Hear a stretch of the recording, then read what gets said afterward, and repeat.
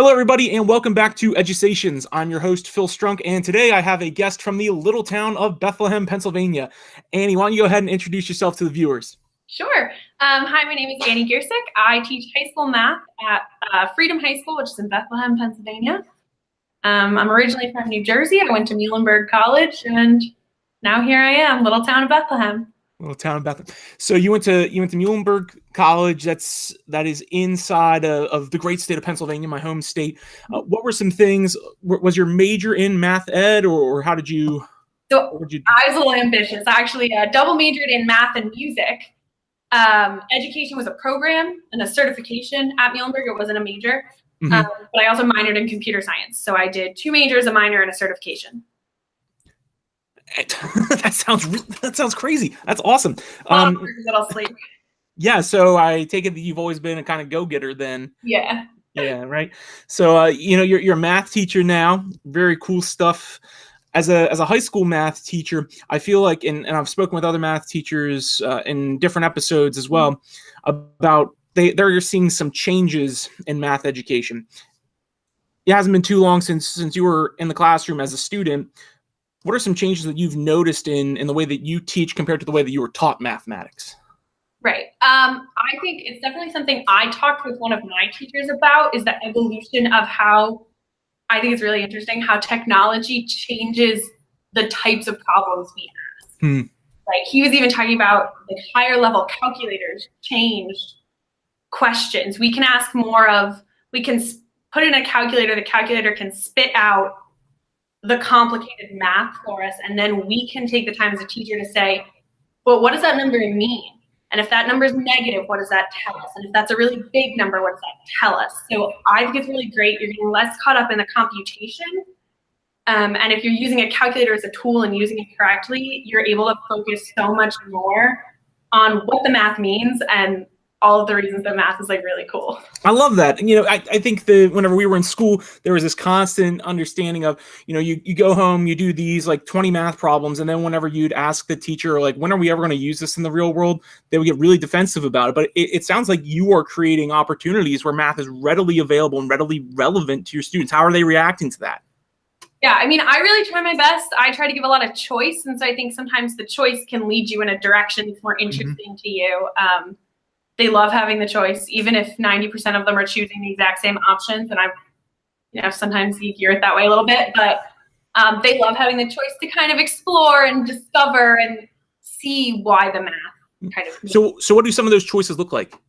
So I usually have, my choices last year were broken into 3 categories. So like I need a little help, and that was a reteaching video. I used Edpuzzle. Next year we're switching over to Play Pause It, or they could peer tutor. Okay. We had, I'm getting there. So that was some kind of I just need some practice. They had IXL, which I really like because it instantly tells them if they're right or wrong.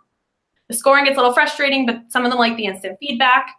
And some other activities in there. And then I've Got This, which was, the kid that didn't really need your lesson to begin with. They were, for whatever reason, they were already there. They already knew what was going on. Born mathematician. Right. Probably could have taught the lesson for me. So they had the option to be the peer tutor, and then those were the ones where they got to do some of those deeper activities where I'd be like, just some deeper understanding of right. So those peer tutors, do you find that typically, like throughout the rest of the course, whenever they become one of those peer tutors, they feel much more empowered throughout the year? I really loved, there was this girl, it was Sarah, just came out of nowhere. The one, she was not, there's those kids that are always the peer tutor. And she was not one of those, but this one topic clicked for her, and she was the tutor. And she was like, this is so easy. Oh, it was Emily. But Emily was like, this makes so much sense. I don't understand why everybody needs my help. And I'm like, but go help them. And it was really great to watch her kind of take the leadership role in that friend group and be the leader. And she was like kind of interested in the math. Yeah, she's like, the buy-in is there right away, right? That's a cool thing about whenever something finally clicks for those students. Yeah. There's always talk about like whenever it clicks for a student, it clicks. There's an incident or an instance where that happens, and they approach the class totally different. I had a student feel a very similar way about some of the topics that I was teaching, but man, I'll tell you, once he finally found something that clicked for him, he was rocking the party every single class that he came. And I just thought, this is an incredible turnaround that we're seeing here. Yeah, and it kept her involved, right? She could have done her 5 practice problems and been like, I get this, can I be done now? And I was like, well, yeah, you can be done now, because you don't need to do more practice problems. You got this. But your friends over there are like super struggling. So let's help them. And so, it kept that differentiation, right? It kept everybody engaged. And there's only one of me. I can't go reteach the lesson one-on-one 20 times, but right. You, the 5 of you sitting in your little pod, Emily can go reteach you the lesson in, student to student language. And in no time, she's working with them, I'm working with them, and everybody's covered. Everybody's engaged, and I loved that day. That was such a great day. And see, those are like the wins. And, whenever you can just go home and you can very literally write home about it. It sounds like you build like great relationships with your students. I mentioned this to you before. I saw on your Twitter feed, you're a class advisor. Mm-hmm. I imagine that also has to help you build those relationships with the students as well. Yeah. Yeah. So I, in the fall, I actually taught computer science. Okay. Which was it's a graduation requirement for these freshmen that just finished. So most of them were in the class. And then one of my best friends at work is the advisor for that class, and her co-advisor stepped down, and she was like, would you do this with me? And they were kind of like, they're kind of my class. Like I came in at the same time as them. I taught a marking period course, so I had 180 of them. Whoa. Right. Like whenever something's happening in the school, it's always, they're a class with a lot of personality. So I find them in a lot of different places. And I was like, yeah, I think I like this class. I have a special connection with this class. Absolutely. And so I got to I took over kind of informally in the spring, and I'll be starting officially in the fall. I got to kind of reconnect with some of the ones that I had in that first fall in computer science as they're kind of growing. They're not these tiny new freshmen anymore. They're almost sophomores, and we're already talking about prom, which is— They grow up so fast. It's like great. Well, we our junior class plans prom. It's junior senior prom, so our junior class plans it. Okay. So we're freshmen, like the end of freshman year. We're already sitting there talking about venues and the big picture details that we need to kind of nail down already. So I'm like, all right, guys, happy freshman year. Let's talk about prom. And they're like, but it's, what do you mean? I can already tell that I'm going to be like pretty emotional about this class. And I think that's a great thing too, is that, you can invest in these students so that whenever the time comes that they get to this point, you really do get to celebrate and say, like, I knew them whenever they didn't even know where the water fountain was. And now here they are, dressed to the nines for this dance. It's really cool. Are there other things that you do outside of planning the dance as a class advisor? So junior year we plan prom, and then senior year we plan some of the graduation. We help organize graduation. There's a senior brunch that we help with. Sophomore year we do a teacher appreciation breakfast. We collect a lot of class dues. So prom's like the big one, but it's like other little things. So it's nice to kind of connect with some of those students in a different capacity than I originally met them. Right, and it lets them see you in that different site. So it's like, oh wow, it's not just that my teacher sits behind the desk and then comes out and works with us and then like never leaves these 4 walls. It's like, wow, this teacher like has personal experience with these things. Also a person. Who would have thought? Oh my goodness, it's crazy, right? Now you're doing all this and you're a first-year teacher. Are there any other things that well, no, now you're going to be a second-year teacher. Yeah. Are there any other responsibilities that you took on this past year that you feel like really helped you with your students, or anything that you're kind of envisioning as your next step to build those relationships with students moving forward? Yeah, so I'm actually also the advisor for the Gay Straight Alliance. They sent a faculty-wide email, and I said, if no one else will do it, I will do it. And 10 minutes later, I got back, it's you. That was before I'd ever walked into the building. So I actually had that club all last year, and that was I think a really important club for those students. And so I was really happy to be able to help them with that. And then we have a mentoring program called Check and Connect. So I have 2 different lovely mentees, boy and a girl, who I just kind of check in with them about their grades, but also kind of their social, just how Freedom High School is going for them and what we can do to kind of support them. There's So kind of what some. determines if a student gets a mentor or not? Does every student get one, or just like certain requirements have to be met? Not every student. It is partially based on academic need, behavioral need. You know, I said, can I take this student? And her assistant principal said, absolutely, please. She's someone that I think needs, I felt that this student needed somebody on her side. She's a good kid. She was really trying hard to, you grow up in high school. Mm-hmm. People, you know, you grow when you change. She's 14.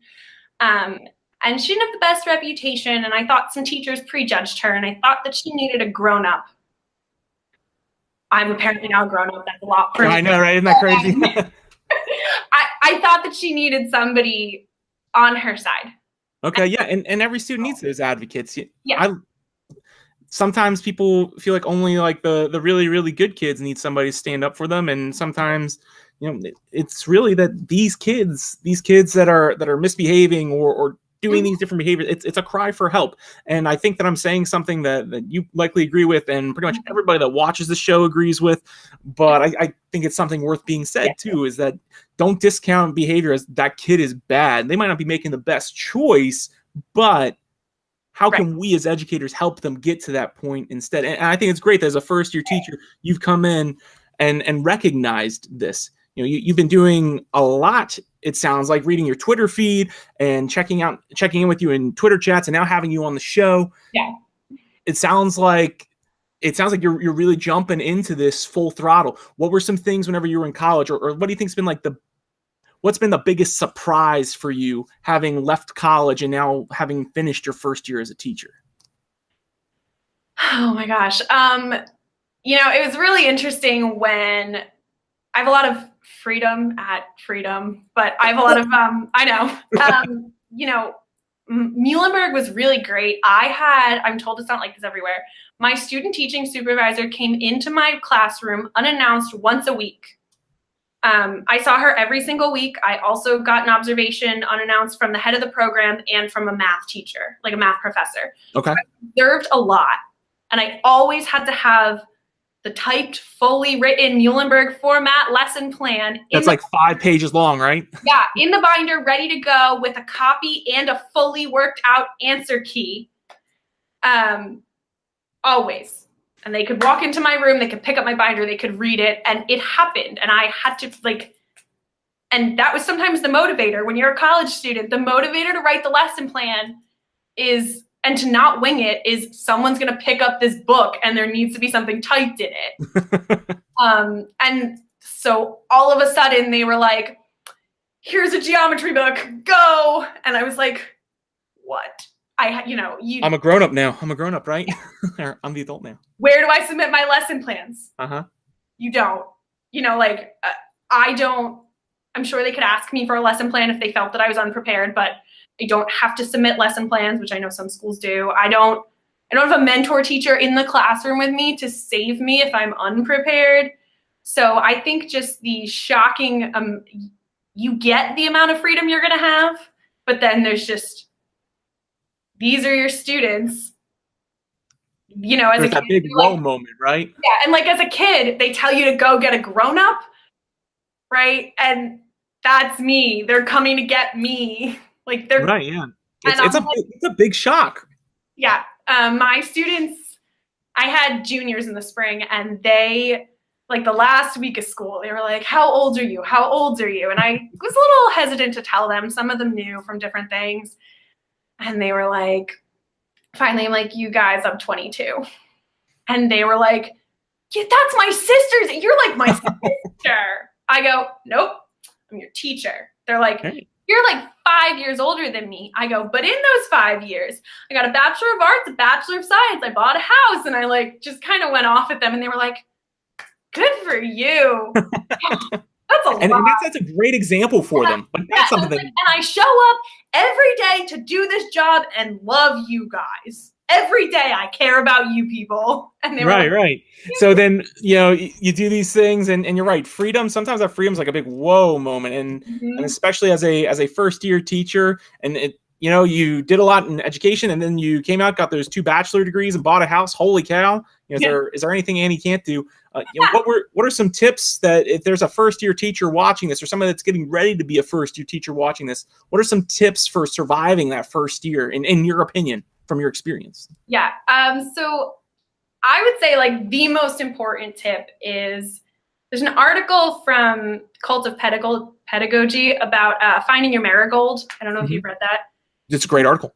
Yeah. And just for anybody watching that hasn't read it, go read it right now. It like, I almost cried reading it, thinking about my marigolds. And basically they're the people that make you better and that help you and lift you up. And I have 2 of them at school, and they are my 2 best friends. They're so different in every way, but I could not be more grateful for the 2 of them. And so I think finding those people that help you, that make you better, because there are people in some schools, I would imagine, you know, can't speak from experience, but there might be some teachers who are a little hesitant to accept the new teacher trying the new ideas. And I, like, you know, you hear that and you're like, no, these people seem fine. These are nice people. But, you know, I was trying new things. And some people really liked that. And some people really, I think, felt a little threatened that I was shaking things up. So shake it up, you know, like I am the teacher that I am, and I have a rationale for everything that I do. And my students sometimes ask me about it, and I'm prepared to tell them why I'm doing what I'm doing. They appreciate the things I'm doing. And I would say find the people that encourage you and help you grow, and the other people, just let them go do their thing. Leave them alone. Don't. I think that's important. Some schools, like I know my school, I was assigned a mentor, and I had a great mentor assigned to me. But you're right. You also have to go out and you have to find some people that you can really connect with as well. And so I like to tell people that my first year I had 3 mentors. One was assigned to me, absolutely fantastic. And then I also had 2 other mentors that I went out and chose who were also equally fantastic. But you need to find those people. And I think that there's wisdom in finding multiple mentors. So you having 2 marigolds there is brilliant, because you have, and with them being different, like you said, they can give you all those different perspectives as well. That's a great strategy, a great tip for first year teachers. Yeah. I always say the one is my biggest cheerleader, and she will yes anything I say and tell me it's great and tell me how wonderful I'm doing.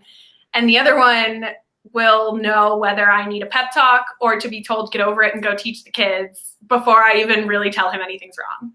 And, you know, you get both personalities there, and I love them both so much. Good. So if there are any other tips, like let's think of one more tip for helping survive your first year of teaching, what would that be? I think I'm a perfectionist. I feel like a lot of teachers tend to be. And you just accept the chaos, the organized chaos, whether it's your lesson plan is not, of course, I still write full Muhlenberg lesson plans, obviously, what teacher doesn't?